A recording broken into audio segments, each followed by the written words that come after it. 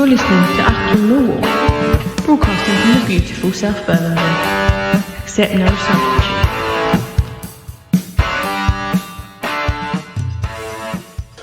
Hello, dear listeners. Welcome to an Achtung Twitter space on a wet and windy Saturday evening, November. Then it is the height of summer. Maybe that's what the old global warming's doing to us all, dear listeners. What do we know? Big thank you to everyone for joining me. I had an idea that we could do maybe something based around this Q&A idea that I posted online earlier on. I actually have had some questions in from various parties. I'm going to come back to those very, very shortly. Big thank you to everyone who's responded to the question and answer. But I thought I'd just begin, if I may, whilst I wait for various co-hosts to join me. I thought I'd just dwell a moment, if I may, on the loss of John Barrowson. Obviously, there's been a lot of conversation around the Millwall scene. Obviously the preliminaries before the game against Gillingham. I just wonder what kind of loss what kind of impact this is going to have on our club this summertime, dear listeners. I think it's going to be huge. I think that we're going to really feel the impact. Obviously, there's his son James Barrowson has stepped into the breach. Part of the board since 2010, we understand. But you can't take a loss like this and things just continue as they did previously.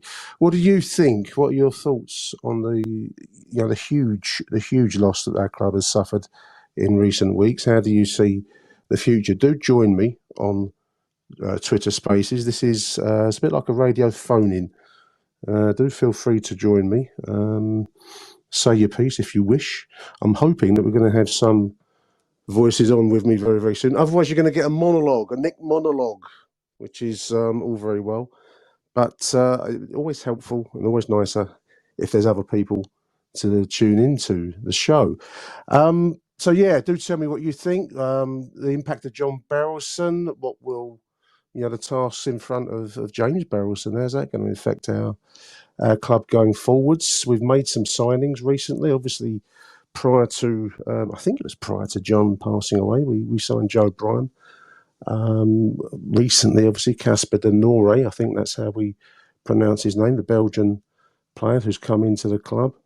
Wes Harding, kind of a utility. I get a gritty sense of a utility player. I don't know huge amounts about Wes Harding, come from Rotherham. And the goal-scoring wonder so far, Kevin Nisbet from Hibernians, has really hit the ground running in pre-season football, listeners. Obviously, there's always, you've always got to put that caveat, that asterisk over the pre-season part of the sentence. But yeah, so far so good. Hat-trick the other day. Was that against, was it Sutton he scored the hat-trick? Obviously goals at Gillingham and at the other pre-season matches that we played. I think it's a really interesting part of this season is going to be the rise of the youth prospects. I'm not sure whether we can still include Alex Mitchell as a youth prospect. He has played in, grown-up football, big boys football, so to speak, up in Scotland for a season. So far, from what we've seen of him, I haven't seen huge amounts of him in pre-season, but he looks the part. As far as going forwards, the huge amounts of expectation on Romain Esse's young shoulders. I sometimes think that we have a kind of an expectation on our youth that they're going to hit the ground, become the new Lionel Messi, almost as they set foot on the pitch. He does look the part. He does give every impression of having the ingredients, but it is a big situation to be stepping into championship football for Romain Esse. That said, he is an England under 21, under 18 international, I believe. So Chinakoli, only seen a little bit of him. Saw him in the under 21 cup final back in May. Really looked the part, I thought, but he looked a little bit overpowered down there at the Priestfield the other week. and obviously Adam Malachi, I believe is the correct pronunciation of his name. I'm going to try and invite Harry, and I'm going to try and invite Michael if I can find them. Bear with me a second, dear listeners. I think we've got Harry whilst I try and fill the silence with the sound of my voice. We'll go back to the rise of youth prospects. Hey, Domo Emarku is another one that I really like the look of in the friendly football that we've seen so far. So yeah, a really interesting combination. Harry, are you out there, mate? Or do I see you joining? Are you online? Is that you? Can you hear me? It is me. It's great to have you, because I felt like I was speaking into a kind of a void there, which is it's always nice to have two voices, mate. Welcome to the show, Harry Warren. How you doing, mate? Yeah, not too bad. Just sitting here with a pint of Madry, hearing you ramble on.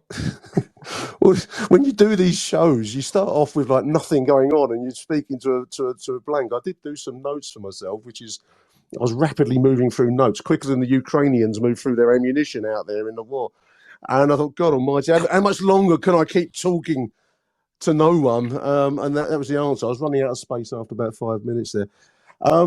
Harry, funny old pre-season in many respects. I mean, touched on obviously the loss of John Belsham. Don't particularly want to dwell too long on that particularly, but I do think that the incoming new chairman, James Barrelson, it's going to have an impact on the club. It must do, mustn't it? I mean, he was so well thought of, John.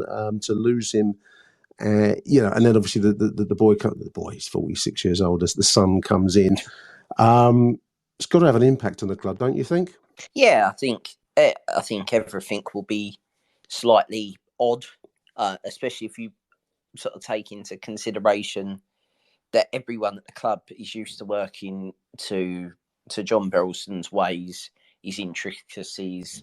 You knew probably what you were gonna, if you asked for X amount of pounds for a player, you probably know what the answer was going to be or what the conversation would be like. And now, sort of everyone's starting again, shall we say? So, yeah, I think considering everything that's gone on, the business that we've done so far has been very good. Yeah, I believe so. I'm hoping also we've got Neil now on the line. Are you there, Neil? Did you? I think I've let you in. Are you in, mate? Yeah, well, I'm here to deliver you big numbers, me and 8. Big numbers, that's what I want, mate. It's all about the numbers. Welcome to the show, Neil Fissler. This is the dream team, Neil and Harry. So welcome both to the show, chaps. I mean, Neil, we did a show the other day about in the immediate aftermath of the loss of John Berylson. So far, the club appear to be going about their business despite that big, kick in the balls. Really, we're still signing players. I mean, obviously, most recently, the Belgian Casper de Noor, about whom I know very little other than one YouTube clip. So we do seem to at least be prepping for the season correctly, which I think is reassuring, mate. Don't you think? Well, I've got to be honest. I think the signing of Wes Harding is totally you've completely underwhelmed. You don't like him? Quite why we're signing cast-offs from a team as poor as Rotherham is beyond me. Hopefully he can prove me wrong, but it just spanks of it's just a desperation signing, that is, surely. Why on the earth are we signing players that have actually got relegated with bloody Rotherham, of all teams? The Belgium lad I've never seen play, but I think if he's half as good as our last signing from over in that direction, Mr. Fleming, well, I can't wait to see him play. But I think the death of Berylson has probably set us back slightly with our recruitment. We definitely need to get probably 4 or 5 more players in, if I'm honest, because the squad's a bit light on what it was last season. Well, funny enough, that's one of the questions. I've got a few responses to my appeal for questions. This is from Doug out there in Stockholm. Shout out to Doug. Question for the Q&A show. I mean, maybe, Harry, you want to come in as well. Although the squad quality is looking better, I'm going to guess by that we're talking about de Noor, although I've only got, we've all only got very scant information on the boy really so far. But Doug asks, are we now not smaller in net terms than the threadbare squad we had last season, at least for the second half, as he puts it? And we've also got this new substitution rule now, where I think we can have up to 9 sat on the bench. Is that correct, Harry? Do you know 9 on the bench? I mean, if that's happened, I haven't paid attention to it. If you can still only make I've kind of stopped paying attention to how many subs you can make, because it's just becoming a bit of a joke. I think it's the same number like of substitutions, but you can have more choices set on the bench, Yeah, so to speak. it's just You can have 9 on the bench this season, and I think you can use 5. I think they've gone down the route of the Champions League, Right. is it? The Premier League, could they have 9 substitutes and they can use 5 of them? brilliant. It's a bit ridiculous, really, isn't it? The COVID was used as a thin end of a wedge to get that in, really, and it's never disappeared. But yeah, I suppose we are weaker in terms of squad depth, which we weren't particularly blessed with last season either. I trying to see where players fit in is quite interesting, because ideally you'd want us to have another right wing back, but is Leonard going to play there with his Casper De Norre coming in? Is Leonard now seen as a right wing back, as backup to Danny McNamara? I think when Leonard played there in the game against Blackpool at the end of last season, I thought he was, his attacking side of his game was more creative than Danny McNamara. But Danny McNamara had a terrible sort of last 3 months of the season, and I think, that can happen to any player. It could have been at the start of the season or the end of the season, but it just coincided with us defensively going off the boil a little bit. But yeah, I think realistically we need a right wing back / right back. We need 2 wide players. But other than that, I mean, I think we haven't got Honeyman's obviously injured as well. We've still got George Evans at the club, which still makes me giggle. I mean, I don't know how you can we give him away in a raffle or something? I don't know. Like, fucking, we'll pay his wages. Just get him out the club. Just go away. I don't need make him Tyler Bury's minder or something. I don't know, because he's persona non grata. I noticed we've got Michael Avery. Are you on the line as well, Michael? I'd let you in, mate. Are you there? I am. I was waiting to get my to put my 2 cents in. I know what you're saying about the squad depth, 100%. But one thing I will say is, at least with the players we've let go, I don't know about you lot, but I wasn't sitting there thinking, "Oh, I'm gutted he's gone. I'm ashamed he's gone." There weren't any. There was a couple of players who had a bit about them, but that you can't really be surprised the players who went. And if it was a little bit of a kind of, didn't see that one coming. But if Scott Malone's a player we've let go and he's been trialling with Gillingham and looking at League One, League Two, he's probably was best he moved on. Question for you, Neil. I've got another question I've received via direct message. This is from Kevin Fuller. Thank you, Kevin.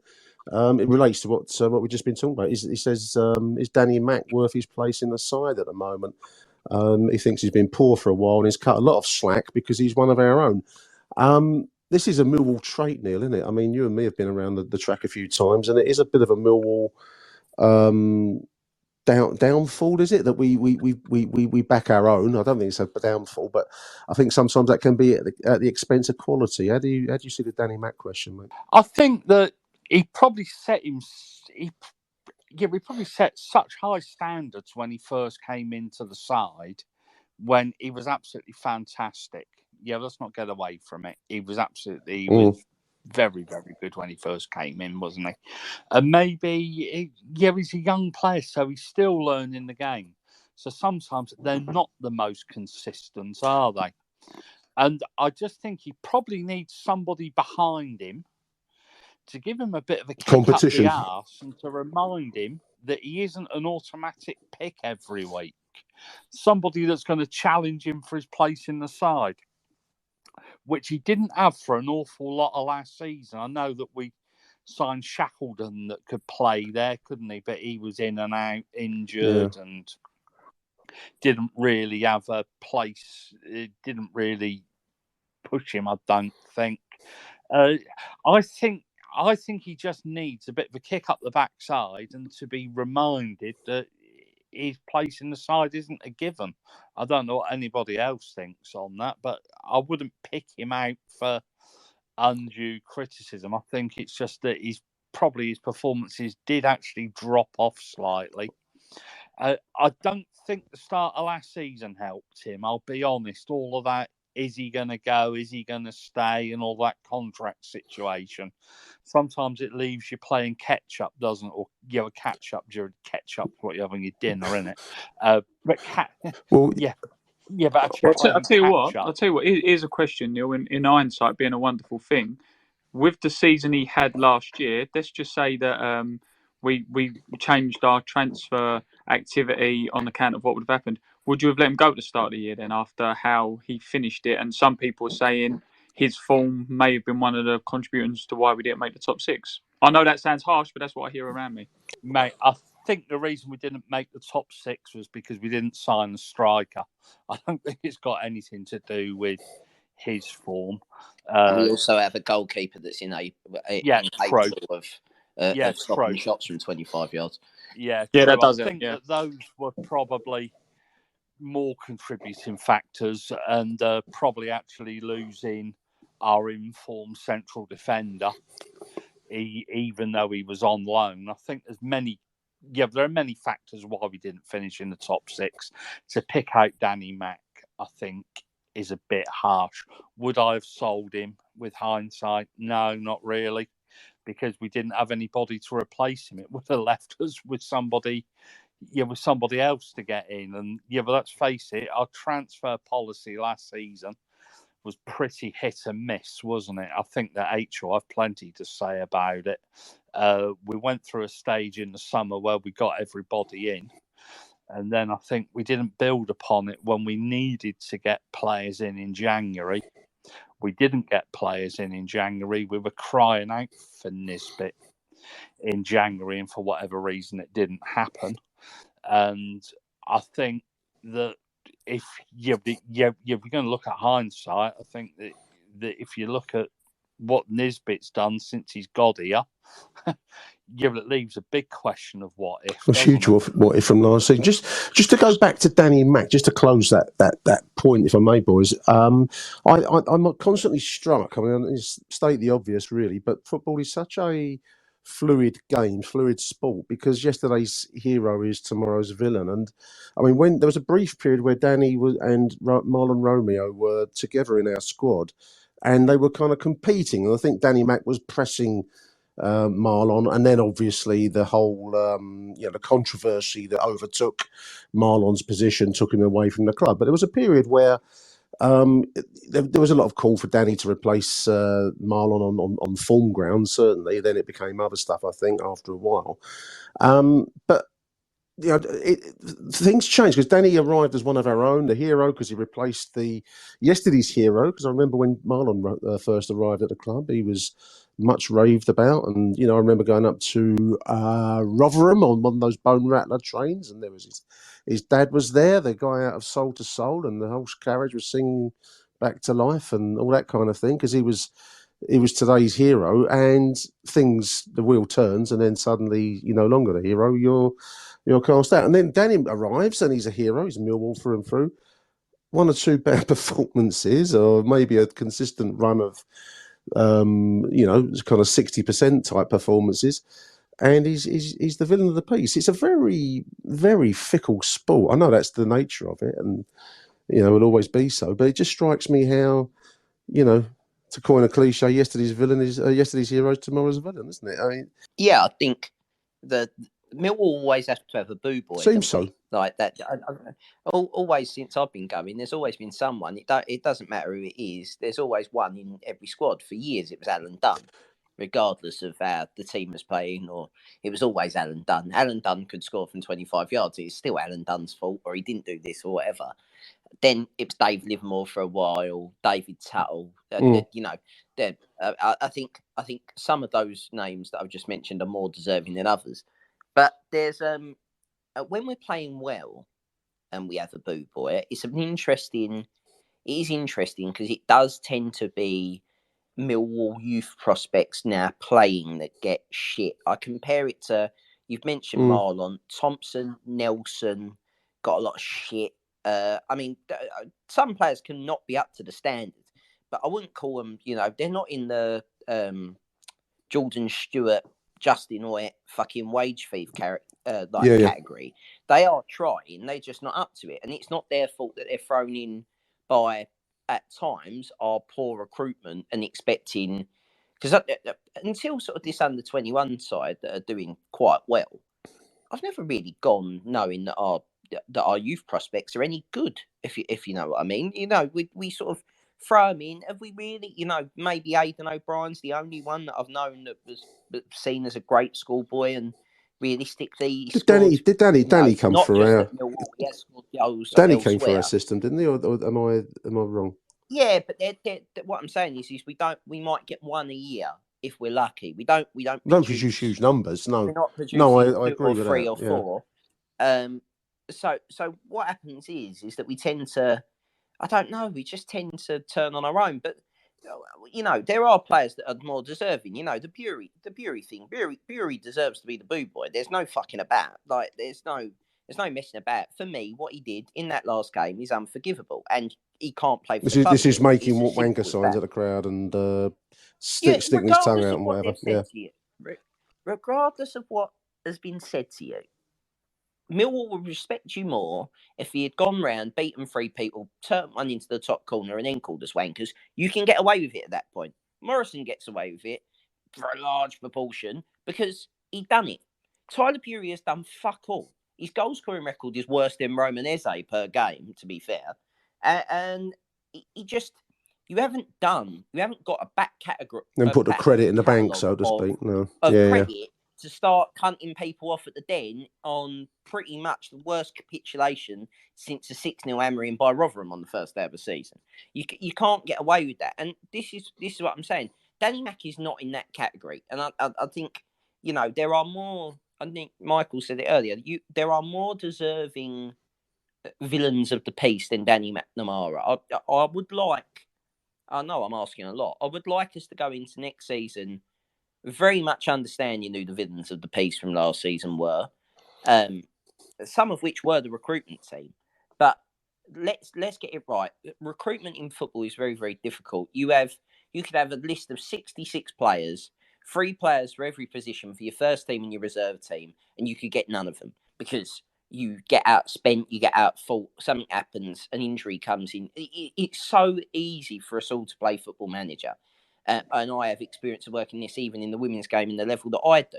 You can plan for everything, or you think you're planning for everything, and something will go wrong, or an injury, or something as simple as someone changing their mind, and you're completely fucked. And it's nothing to do with your bad planning. It's just the universe conspiring against you. Oliver Burke shouldn't ever be Millwall's answer. Well, that was another question. You've thrown the name of Burke into the mix. And there's a tongue-in-cheek question from Doug in Sweden. Does Harry think we should re-sign Oliver Burke? He reminds me, Nick, of like Bet Lynch from Coronation Street. When work dries up, he just pops up back at the bar, doesn't he? Oh he's dear! There in his leopard skin top. We'll take it as a no, Mike. 35 grand a week at fucking Bird Bremen. 35 grand a week. Do you reckon Megan McKenna, his other half, do you reckon she knows that he actually lives in Germany? Do you reckon she I don't know the girl. Or does she think that she's going to get a nice little flat in Canary Wharf? I don't follow Insta like you do, Harry Warren. I'll tell you that much, mate. I don't know.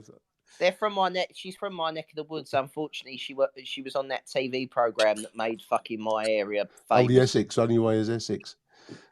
Yeah. To be honest, I'd rather that we signed Oliver Leckie, the former Tory MP, than bloody Oliver Burke again.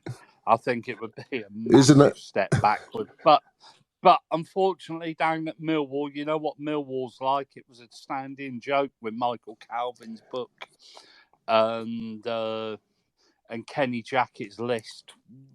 Well, our managers, they do like returning to past failures. Is that Wes Harding, Neil? Do you think is that Gary Rowett going for a player? I mean, I believe, did he play at Birmingham with Rowett?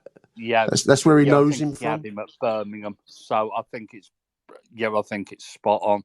I think Phil Clark said on Are You Sure when I said why we're signing Rotherham.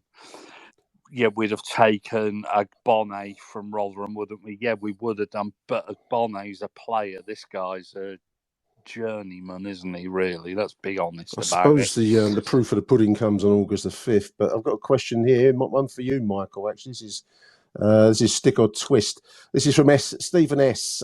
Do we sell Zian Fleming now, whilst the value is there? So we believe that Burnley are chasing him, or do we gamble on another season, keep hold of him, hoping that he hits the heights? And the second part of his question: so do we sell Fleming or not now, or hang on, Jed Wallace style?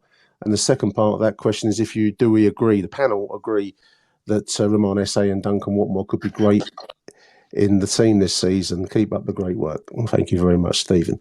Do we sell, Michael? Would you sell Zian Fleming now? Would you hang on to him? £15 million question. If the money was right, I'm not gonna lie. Everyone's got their price. I know that's not going to make me popular. I know that some people have been saying about Zian Fleming and how great he had last year and this year and build the team around him. And I think even someone on your one of your review shows, Nick, was like selling for about 30 million or whatever it is. The value goes up and up and up, doesn't it? Yeah. Yeah. Well, the thing is, everyone's got their price. Let's not beat around the bush. You know, we had it. You said it with Jed Wallace there. We come into the last year of his contract. Everyone was absolutely caning the club for sort of either not selling him earlier, or if he wasn't going to sign a new contract, sell him. You know, Lee Gregory, there was questions about him. Do we sell him when he was in his pomp and all that kind of thing? We've had our fingers burned before when real talent like the Tim Cahills, you know, even Darren Ward went cheap. Steve Morrison went cheap. You could even look as a player who, at the level when the time we got rid of him, went on I think it was a free or like 200 grand. Someone like Zach Whitbread as well. These are good players who go for cheap. They've got their price. If they say what the price is, if they meet it, he goes, and then you reinvest. I mean, as I know, we're talking big money when we say like 15-20 million pound strikers are going to get you promoted, and yeah, they are, and yeah, we may not be able to afford them. But what did we get Fleming for? A couple of million? If that, Neil 1.5 was saying, yeah, exactly. Neil was saying about recruitment earlier on. Recruitment seems to be widening their net, looking abroad for players now. If you can get a player of the quality, I mean, I know they obviously don't grow on trees, but if you can get a player of the quality of Zian Fleming, or at least his influence, maybe not his finishing, because you know each player's different, but if his influence on the side for similar money, and then you've got £15 million change, you can buy other players. We're talking about a threadbare squad. What's the point of keeping hold of one player if we can sell him for 15 and actually improve other positions, which we've just listed?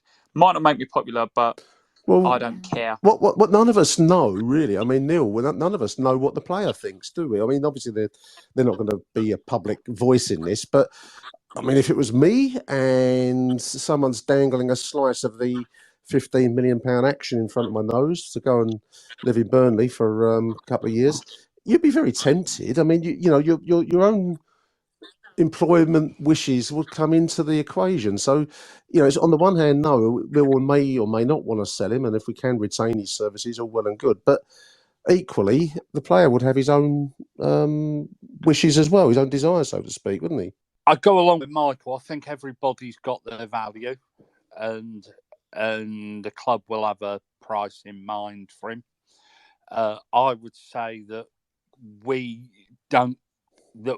if we clear £15 million for ourselves, don't forget there's supposed to be a hefty sell-on clause involved in this. And from everything I read, Burnley were pissing around trying to get him on the cheap, weren't they? £8 million was never going to be enough. Not for a player that scored the number of goals in the Championship he scored last Agreed. season. Yeah, well, in the Championship, he will have his value, and I do agree that that if they meet our valuation of him, and hopefully our valuation is reasonably high, because but it's that buy, sell, invest, reinvest, isn't it? That kind of situation, I think, as Michael said. I think if he stays, we stand a better chance of promotion. 100%. 100%. Yeah. Because one thing we have seen is that the Championship is going to be a lot stronger this year there aren't going to be any Lutons or maybe even Coventries in and around the playoffs. Everybody seems to have spent money in recruited. Well, you look at Bristol City, have they recruited 10 to 15 players, and they're still talking about selling one of their best players for about 20 million quid. So I think if he's got a value and a team meets that value, and not as Burnley were doing, offering us 8 million quid with a couple of million of add-ons, that isn't enough for him. I'm sorry, especially if we have to give 25% of that away. Yeah, no, I agree. I mean, Harry, I think it was Sir Alex Ferguson said that every club in the world is a selling club in the end. Maybe not Real Madrid at that time he said it, but I think everyone has a value, and every club is a selling club in the end. I suppose now the modern day equivalent would be Manchester City. Perhaps they're not a selling club, but everyone else probably is to some level, depending on the price, mate. Yeah, but they are this summer. Yeah, I suppose they've got a load of fiddles to contend with, financial misdeeds to attend to. Allegedly. Yeah, save the lawyers. Harry, are you looking forward to the new season, mate? We've touched on. You didn't let me answer. Oh, sorry, Zeon's on. Sorry. Yeah, 15 million is the bare minimum I'd take for him. I don't really care about the add-ons or the sell-on fees. I think Millwall's main problem is we don't have a goalkeeper that I trust. Burnley seem to have quite a few of them, so I'd take £14 million if you're going to give me a decent do a deal for a keeper for a season. And get us out of jail. Well, that's what Phil's just. I don't know if you've just seen it. That's what Phil Clark's just messaged. Do we need a goalkeeper? Yeah, we do. Of course, we need a fucking goalkeeper. We've got one that can't be our goalkeeper. We're after a goalkeeper, weren't we? It's fallen through, wasn't it? Tremaine or somebody, bloke who plays for Bournemouth. I don't understand why we don't go and get this idea that Man City owe us a favour and all this. If you get 14 million quid, let's get this fucking elephant out of the room. You get 14 million quid, go and take the kid up front that they play every now and then that don't play in the chat. That plays the Champions League fucking group stage. Go take him on loan and take the fucking keeper that was at Middlesbrough last season. That kid Scott Carson, yeah? No, not Scott Carson. The one who was on loan at Middlesbrough. Don't know. Is our Bart second fiddle now, Harry? Is he very definitely second fiddle for you? What, Bart Bielkowski. No, I'd play Bart over George Long. Bart should be our number one, but we've got this fascination with kicking the ball, which is the least important thing in goalkeeping. But the most important thing is keeping the ball out the back of the net. We've got a goalkeeper that's incapable of doing that. If Bart could kick like George Long, Bart wouldn't be at Millwall, even at his age. But that's the difference. So I know what I prefer. I prefer a goalkeeper who can keep the ball out the back of the net. The simple fact is they're both broken. They're both on long-term contracts, which terrifies me. I don't understand why this wasn't seen coming.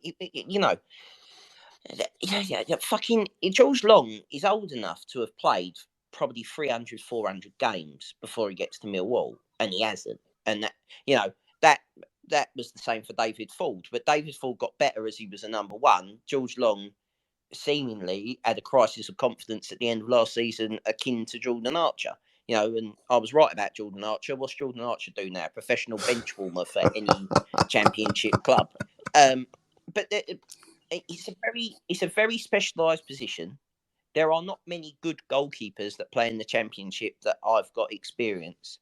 And we don't seem to want to make this very simple decision because they're going to cost money, and they'll save you 12 points a season. Yeah. No, I agree. Agree. In key games last season, George Long, the Sunderland game alone, he should have got a straight red card, and he dropped the ball in the back of the net. And that is the points that we dropped to a team that ended up beating us to get in the playoffs. Yeah, Zach Stefani was the goalkeeper. I think somebody's put in the comments below. Yeah. I think he was the keeper at Middlesbrough last year, wasn't he?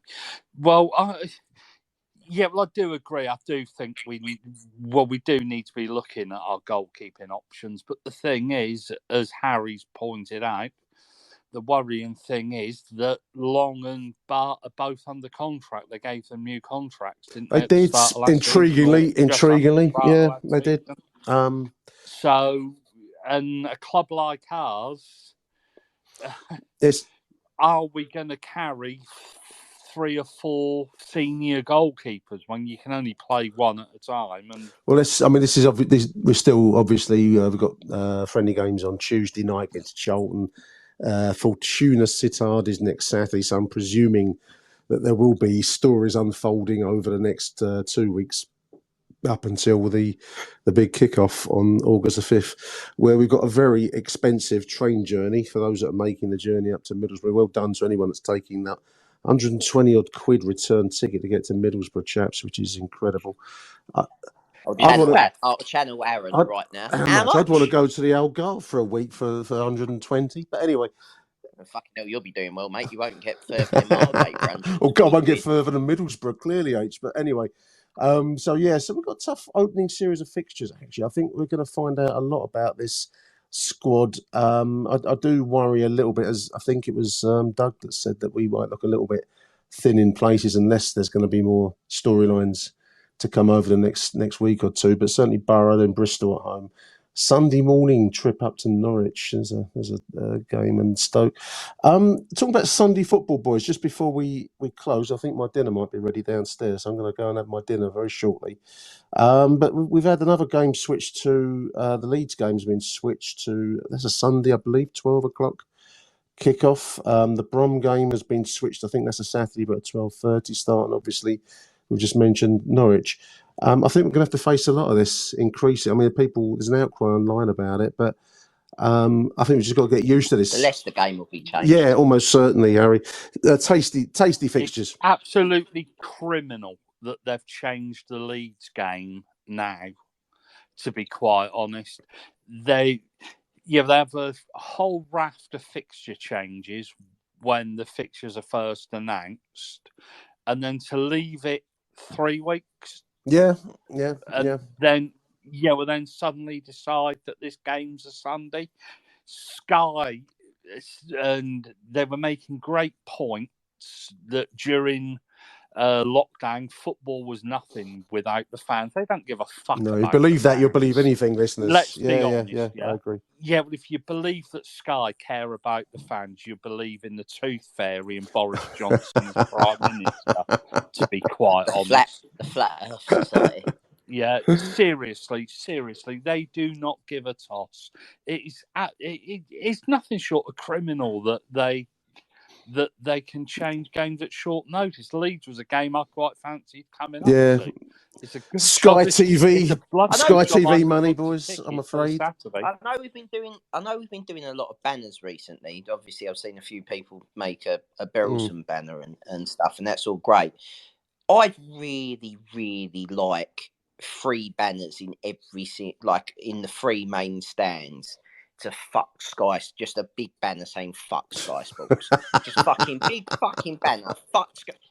So they can't put any fucking screen on, right? Because what they like doing now is they don't actually send any reporters to the ground because it's cheap. So they do it from a centralised office where probably they used to fucking Soccer AM before they fucking killed that off with some bullshit to fucking terrible lower league women football players, and I worked with them, but I wouldn't have scouted one of them that fucking got there.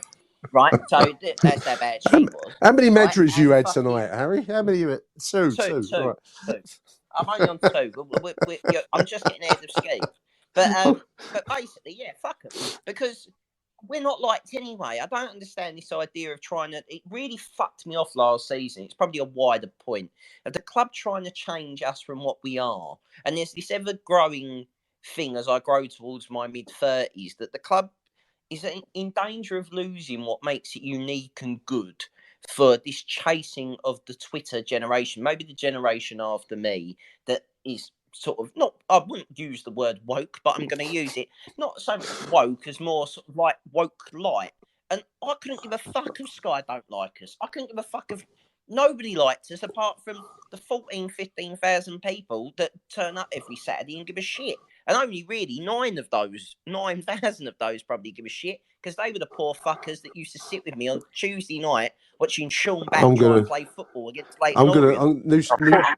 New competition for the season, Michael. You're going to get you to run it through the MSC, mate. Woke bingo on Achtung. So you buy a ticket, and you how many minutes before the first mention of woke, and winners will make a donation to the food bank based on the winning ticket. That's going to be my new proposal for the season. Yeah, sounds plan. Keno's just put in. I think it was Keno just put in the chat, or the little box underneath. It said it was to do with all the clashes and all that. But I kind of get that. But before they got promoted, they never moved the kickoff before. So I think you're going to see you're going to see a lot of it. I mean, there's even this. I could have swore that it was on Sky at 12:30. I thought they announced that it was on Sky. Yeah, well, I know that Phil said Leeds have also set very 2 months very notice. high prices, haven't Yeah, they, but for the tickets? unfortunately, 2 months notice, and you're looking at extortionate train fares. People might already have booked their train. Absolutely, no, that's the least of anyone's concern. Like they've all got a scheme of setting very, very high away ticket prices as well, which is this. Didn't they do that? Sorry to cut over you. Didn't they do that last time for the 4-3, and they ended up having to give us refunds because they charged us more for being in an era of law that you have to charge the same to away fans if you're in the same some stand. ruling like that. Because they've moved you on to the side. Yeah. Basically, they it's like basically a it's that comparable seat, isn't it? Yeah. The view on the other side. That's what. Funny enough, I was saying it earlier on to someone. That's where that whole 20s plenty thing is all well and good when you write it down and want to put protests up about it, but when that means the home club's got to lose about 15 grand a week, would we support it as much then? It affects us as well as a home team, obviously. I think if you have designated away-ins, it shouldn't matter. I think 20 quid for an away fan is perfectly acceptable. If you want to support your own team, I know it's cheaper in the away end, but really the away end self-policing, and no self-respecting home fan's going to buy a ticket in the away end. I've got a truth for every listener to this show, and it might come as a bit of a revelation to a lot of us.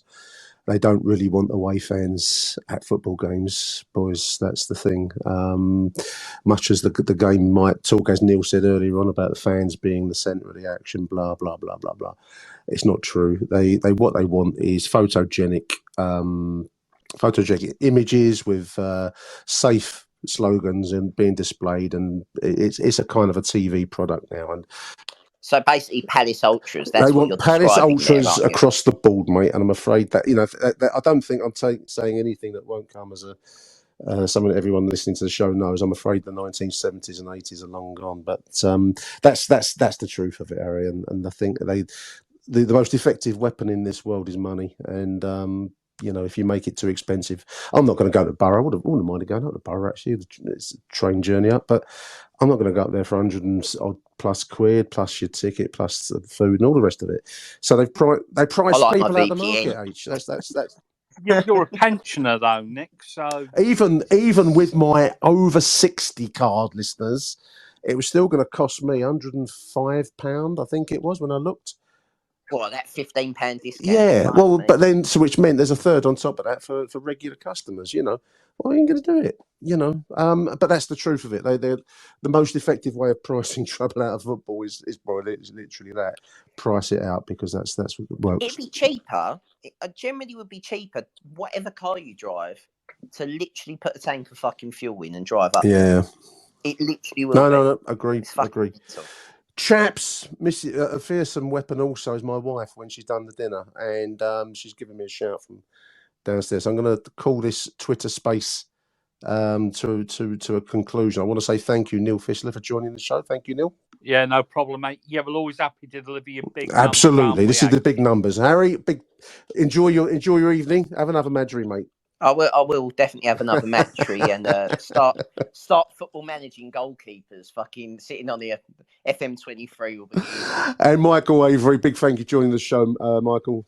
No problem at all, and I'm really happy we didn't talk about the blueness of the new kit. We can save that for next time. I cannot give a toss about the blue shirts. Yeah, but it's the wrong colour blue. Who cares? We play in blue and white. It's tradition. It's the wrong colour blue. If you're grown men worrying about that, we'll put them on Zoolander's fashion catwalk. Big thank you for listening, dear listeners. I'll be doing a recorded version of this in due course. Until next Twitter space. Might do another one after the next week's game if I'm about. Anyway, until then, Arrivederci Millwall. Thank you for listening. Bye for now.